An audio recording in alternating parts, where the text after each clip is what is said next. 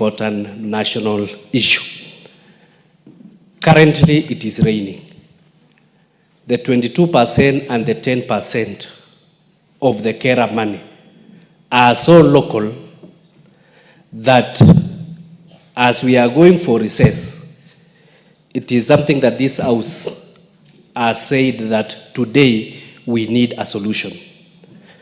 I know, Aziri, you are a man of statistics, a man of data, and a man who is strategic. Stop praising the minister. Ask him a question. No, I'm coming there. I'm building. But ask him a question. What I'm asking is, Speaker, I have to build so that I find. So what I'm asking is, yes, the 10.6. You have actually said the mechanical way in which it has been initiated by the courts.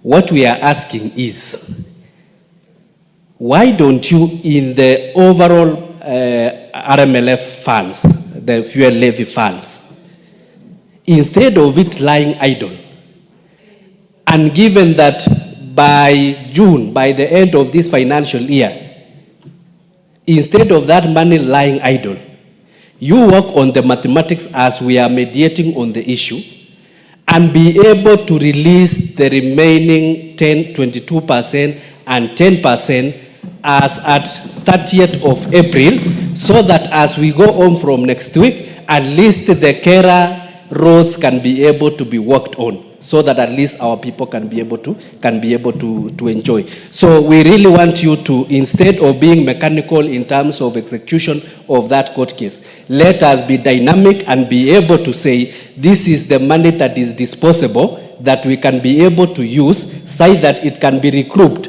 in case of the worst when it gets to 30th of June. And this is, and I want to assure you, Waziri, there is no money that can go to the counties without passing this House. This is the only House that appropriate funds. And there is no court in Kenya that can pretend that they can allocate money to any agency, to any devolved units, without passing the National Assembly.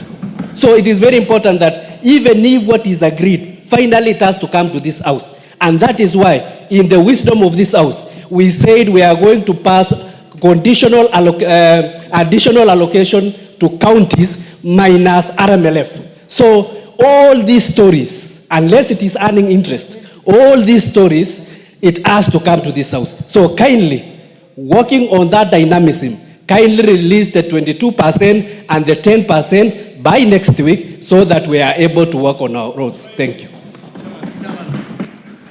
Mawade.